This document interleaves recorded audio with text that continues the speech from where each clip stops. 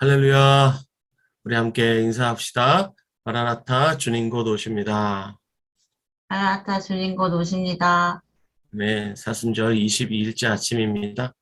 우리 함께 찬송가 134장 부르겠습니다.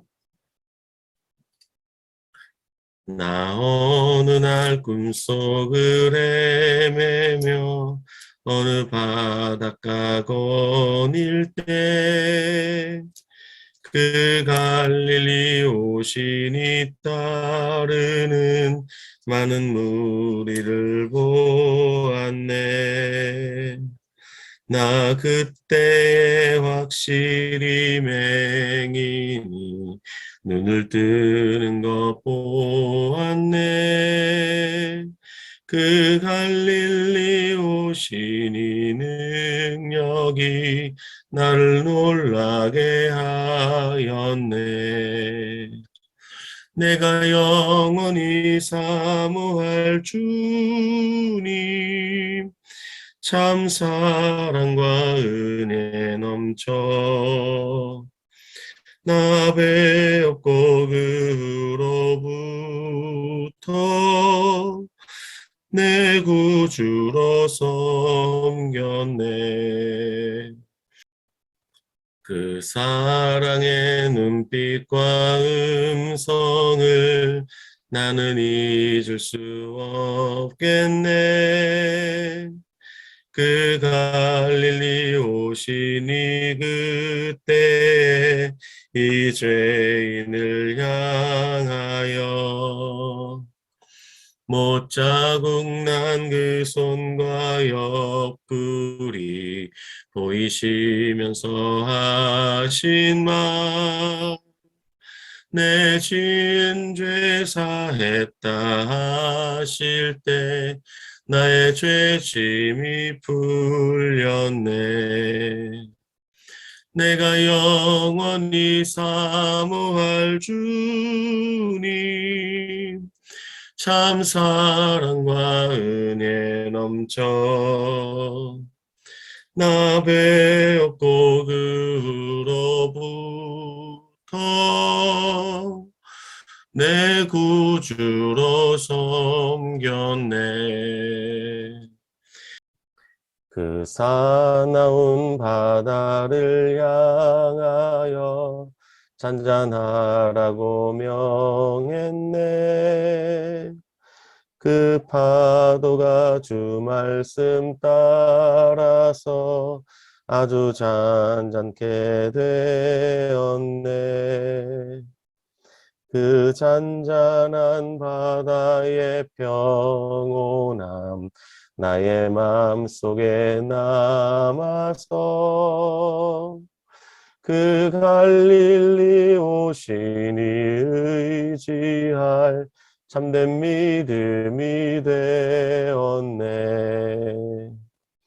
내가 영원히 사모할 주님, 참 사랑과 은혜 넘쳐 나 배웠고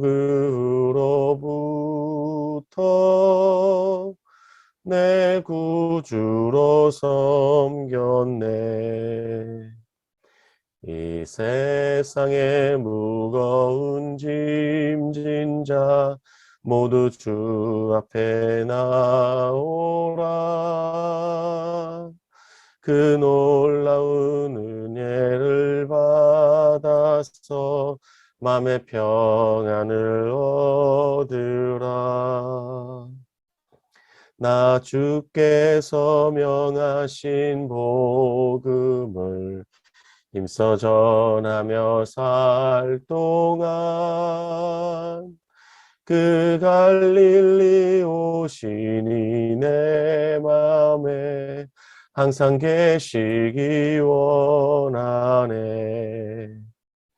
내가 영원히 사모할 주님, 참 사랑과 은혜 넘쳐 나 배웠고 그로부터 내 구주로 섬겼네. 아멘. 하겠습니다. 주님께서 우리 마음에 오신 이후로 주님을 섬기는 것이 얼마나 기쁘고 감사하고 만족한 것인지 오늘 아침에 다시 한번 주님 앞에 감사로 찬양하며 영광 돌립니다. 주님 사순절 22일째 아침을 맞았습니다. 주께서 허락하신 은혜에 감사합니다. 성경을 다시 볼 수 있도록 인도해 주시고 또 하나님의 그 생명의 이야기 우리 심령에 새겨주시니 참 감사합니다. 주님 이 시간 주님을 바라봅니다. 또 주의 말씀을 주목하기를 원합니다. 주님 인도하여 주옵소서. 예수님의 이름으로 기도하였습니다. 아멘. 아멘.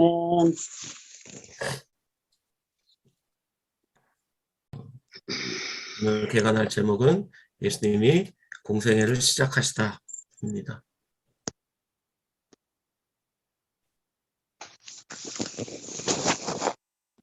자, 예수님의 공생의 초기를 살펴보면 예수님의 출생은 굉장히 소란스러웠죠. 헤롯과 온 예루살렘이 소동했습니다. 그리고 누가복음 2장에 보면 시몬과 안나에 의해서 예수님이 약속된 메시아라는 것이 드러났죠. 그렇지만 그때뿐이었습니다. 예수님은 나사렛에서 무명의 삶을 사셨습니다. 자, 그렇게 무명의 삶을 사셨는데 우리는 그 삶을 사생애라고 하죠. 사적인 생애다 이렇게 부르고 이제 이 무명으로부터 벗어나는 신호탄이 쏘아지죠. 바로 세례 요한 그가 선포했던 메시지입니다. 자, 요한복음 1장에서 보면 나는 물론 세례를 베풀지만 너희 가운데 너희가 알지 못하는 한 사람이 서 있다. 그는 내 뒤에 오시는 분이시다. 나는 그의 신발끈을 풀기도 감당하지 못하겠노라. 이러면서 요한이 예수님을 소개했죠.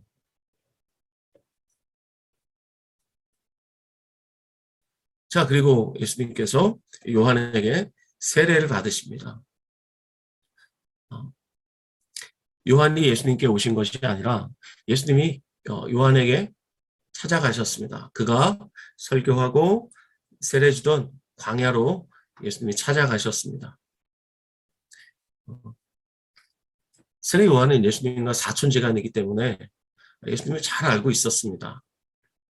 자기와 함께 자라난 사촌 예수님이 자기에게 나아오는데 그때 성령께서 세례 요한에게 계시하신 거죠. 바로 이분이다. 세례 요한이 참 많이 충격을 받았을 겁니다. 저분이라고? 내가 길을 예배해야 될 분이 저분이라고? 깜짝 놀랐을 겁니다.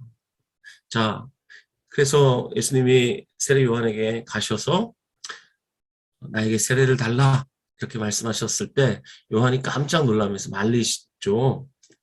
내가 당신에게 세례를 받아야 할 터인데 그렇죠. 이것이 맞죠. 그런데 당신이 내게로 오시나이까 하면서 극구 만류를 합니다. 그때 예수님이 이렇게 말씀하시죠. 이제는 허락하라. 우리가 이와 같이 해서 모든 의를 이루는 것이 합당하다. 모든 의라는 것은 하나님의 구속사에 모든 계획과 또 하나님의 그 뜻을 이루는 것이 합당하다는 겁니다. 그랬더니 요한이 그제서야 허락을 하죠. 자, 예수님이 세례를 받으셨습니다. 그리고 물에서 올라오실 때 하늘이 열렸습니다. 그리고 성령이 비둘기처럼 예수님 위에 내리셨습니다. 자, 예수님이 세례를 받으실 때 그 세례를 통해서 우리가 알 수 있는 것 한 두 가지 정도 이 교재에서 이 저자가 말하고 있는데, 첫 번째는 하나님은 삼위일체시라는 거죠. 자, 예수님이 세례 받으실 때 성부 하나님이 하늘에서 말씀하셨습니다. 자, 마태복음 3장 17절을 보면 이는 내가 사랑하는 나의 아들이다. 내 기뻐하는 자다. 이렇게 말씀하셨고, 성자 예수님은 요단강에서 세례 받으시고 물에서 올라오셨죠. 그리고 성령 하나님은 비둘기의 모습으로 예수님 위에 임하셨습니다. 보십시오. 예수님의 세례, 이 사건에서 삼위 하나님이 함께 등장하시죠. 자, 세례를 통해서 알 수 있는 것, 첫 번째가 하나님은 삼위일체시라는 겁니다. 두 번째는 예수님의 사명입니다. 예수님은 잃어버린 죄인들을 찾아 구원하시기 위해 종으로 오셨습니다. 자, 그렇다면 종으로 오신 예수님께서 보십시오. 세례 요한이 자기를 낮췄는데 나는 그의 신발끈을 풀기도 감당하지 못할 만큼 나는 그분에겐 정말 가장 낮은 노예보다 더 낮은 자입니다. 이렇게 자기를 낮추셨는데 예수님은 세례 요한보다 자기를 더 낮추셔서 그에게 세례를 받으셨어요. 놀랍죠? 이렇게 종으로 오시고 이 죄인들을 구원하시기 위해서 예수님이 세례를 받으셨는데 이 세례가 어떤 의미냐면 죄인들과 자신을 동일시하는 겁니다. 우리가 이제 그 레위기의 제사제도 있지 않습니까? 이 제사제도에서 아주 중요한 하나의 의식이 있어요. 그게 뭐냐면 짐승을 데려온 자가 그 짐승의 머리에 안수하고 그 짐승을 죽였어요. 안수했다는 얘기는 나와 그 짐승이 동일시되는 거예요. 내가 죽어야 되는데 사실은 내가 죽어야 되는데 내가 짐승의 머리에 안수함으로 내 죄가 짐승에게로 전가되는 거예요. 내 죄가 짐승에게로 옮겨지는 거예요. 그래서 내가 짐승이 되고 짐승이 내가 돼서 짐승의 죽음이 곧 나의 죽음이 되는 이것이 제사제도에서 아주 중요한 핵심이에요. 근데 이 죄인들을 주님이 어떻게 살리시는가? 죄인들을 구원하시기 위해서 주님께서 취하신 방법이 뭐냐면 죄인들과 하나 되는 거예요. 그래서 세례를 받으신 겁니다. 세례가 바로 이런 의미입니다. 우리를 구원하시기 위해서 죄인의 자리로 내려오시는 것, 이것이 예수님이 사명을 성취하시는 길이었습니다. 자, 그리고 예수님의 구속을 성취하시기 위해서 결국은 자기 목숨을 버리시죠.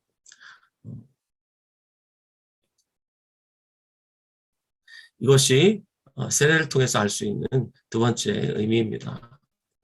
자, 그리고 예수님께서 이제 공생애를 시작하시면서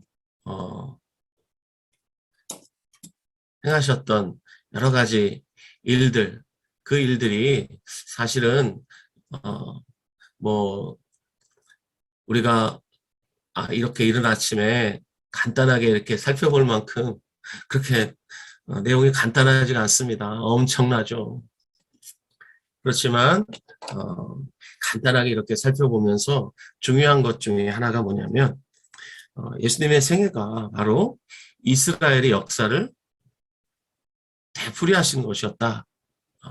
이 저자가 이렇게 말하고 있어요. 자, 보십시오. 출애굽한 이스라엘이 40년간 광야에서 방황했죠. 예수님도 성령에 이끌려서 40일간 광야에 계셨죠. 또 이스라엘이 광야에서 음식을 불평하고 하나님을 불신했습니다.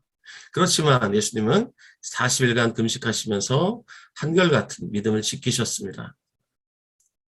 그리고 마귀의 세 가지 시험을 이기셨죠. 자, 첫 번째 시험 아시겠지만 네가 만약 하나님의 아들이면 이 돌들을 빵을 만들어 먹어라. 두 번째, 네가 하나님의 아들이면 여기서 뛰어내려 봐라. 그러면 하나님이 너를 위하여 자기 천사들에게 명하여서 너를 받들어서 네 발이 돌에 부딪히지 않게 할 것이다. 세 번째, 네가 나에게 엎드려 절하면 이 모든 것을 너에게 주겠다. 이렇게 예수님을 유혹했죠. 그러나 예수님은 이 모든 시험을 이기셨습니다. 자, 그렇다면 예수님이 받으셨던 세 가지 유혹을 이렇게 정리할 수 있습니다. 죄인들을 구원하시려는 예수님의 사명, 이건 마귀가 결코 원하지 않는 거죠. 그래서 마귀가 유혹했다. 저자가 이렇게 말해요. 이 마귀의 유혹, 핵심은 두 가지랍니다. 첫 번째, 십자가의 길에서 겪을 고통과 고난을 피하게 하려는 유혹이랍니다. 굳이 십자가에서 죽고 고통당할 이유가 뭐냐. 또 세례 받으실 때 분명히 드러난 이 종의 길을 포기하게 하려는 유혹이다. 그래요. 고통과 고난, 종의 길 전부 하나님의 아들과는 어울리지 않는 거죠. 굳이 이렇게 살 필요가 있냐. 이게 예수님이 받으셨던 세 가지 유혹이라는 겁니다. 여러분, 고난 없는 영광 있습니까? 없습니다. 그런데 예수님께 이 고난 없이 그냥 영광 취하라는 겁니다. 똑같죠? 예수 믿으면 만사형통 이런 거짓 메시지하고 어쩌면 이렇게 똑같은지 모르겠습니다. 자, 아무튼 예수님이 받으셨던 이 세 가지 유혹을 이 저자는 이렇게 정리를 했습니다. 자, 그런데 예수님이 이 마귀의 유혹을 이기시죠. 자, 이기심으로 광야의 시기를 벗어나셨습니다. 이스라엘은 광야에서 실패했죠. 그런데 예수님은 광야에서 성공하셨어요. 시험을 이기셨어요. 그래서 아브라함과 그의 후손 이스라엘이 받았던 그 사명을 다 떠안으시고 실패하셨던 그 사명을 다 떠안으시고 이제는 예수님이 참 이스라엘이 되셔서 이 사명을 다 성취하세요. 이스라엘의 실패를 주님께서 다 떠안으셔서 예수님의 생애로서 그 실패를 다 끌어안으시고 이제 예수님이 다 성공하세요. 자, 그렇게 해서 죄인들을 구원하시는데 이제 어떻게 구원하실까? 그들을 어떻게 하나님께로 데려가실 수 있을까? 어떻게 죄인을 구원하실 수 있지? 이런 질문들이 생기죠. 예수님 방법이 무엇이었냐면 12제자를 선택하시는 거였습니다. 자, 야곱에게 12아들이 있었죠. 이들이 이스라엘 12지파가 됐는데 이들이 어땠습니까? 구약 성경의 마지막이 무엇입니까? 이스라엘의 실패죠. 그렇지만 예수님은 이제 12제자를 선택하여 부르심으로 실패한 하나님 백성을 다시 재건하기 시작하셨습니다.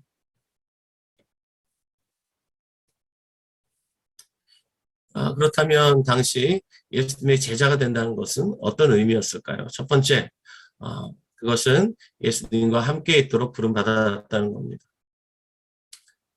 이 저자가 이렇게 설명해요. 예수님이 맡기실 사명을 위해 그들은 빚어지고 있었다. 왜냐? 그들은 불완전한 그룹이었기 때문이다. 그렇죠. 여기 이제 12제자가 나오잖아요. 이 그림에. 이 중에 온전한 제자가 어디 있습니까? 나중엔 다 예수님 버리고 뿔뿔이 흩어지죠. 그만큼 정말 어처구니 없는 그런 제자들의 모습들을 성경에서 읽을 수 있습니다. 그런데 하나님은 이 불완전한 사람들을 사용하셔서 이 세상에서 자신의 뜻을 성취하십니다. 누가 보더라도 하나님이 하셨구나. 라고 여겨질 수밖에 없도록 그렇게 이 불완전한 사람들을 사용하셔서 하나님의 영광을 받으시죠.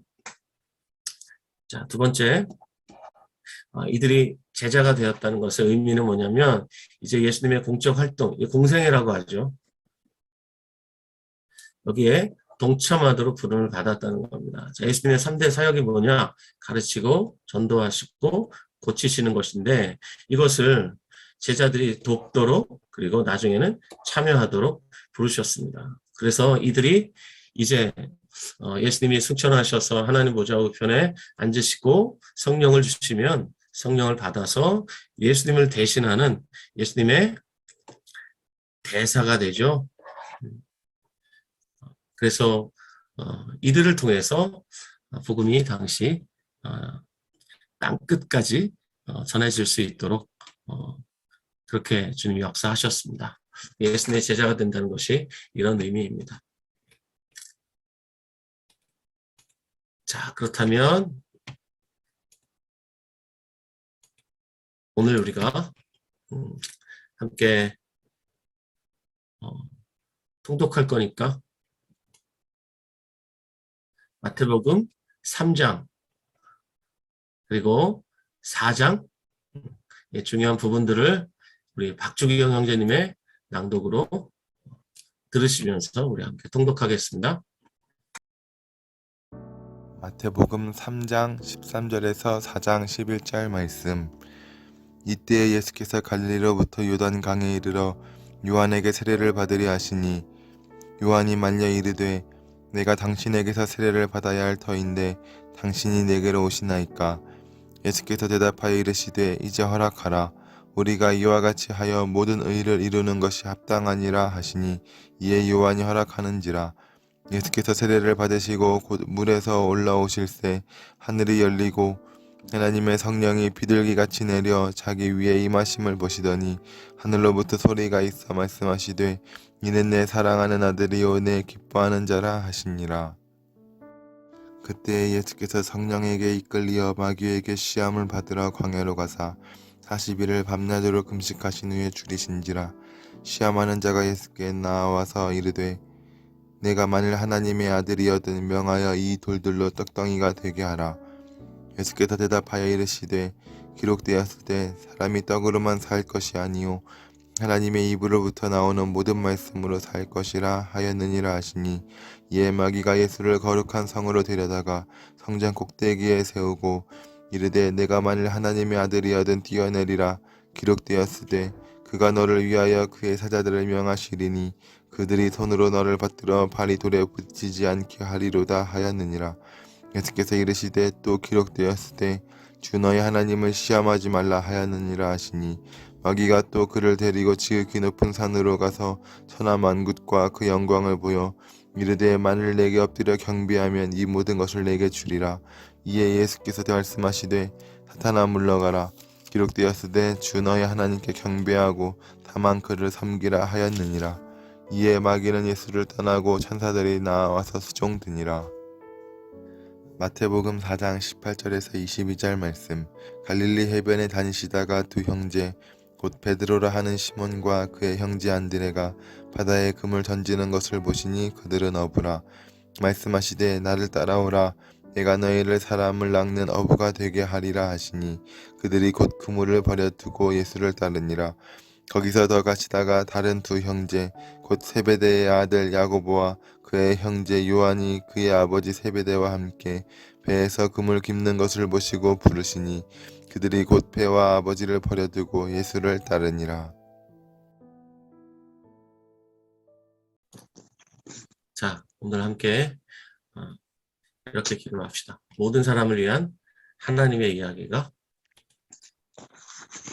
우리 각자의 마음에 선명하게 새겨지기를, 그리고 30일의 성경 통독을 통해 한 책의 사람, 한 책의 공동체로 세워지기를, 그리고 성경의 중심이신 예수 그리스도께서 우리 모두의 삶의 중심에서 주인 되시기를 기도하고요. 자, 마지막으로 오늘 우리가 함께 개관한 부분을 이렇게 고린도후서 5장 20절 21절 말씀으로 정리하며 기도합시다.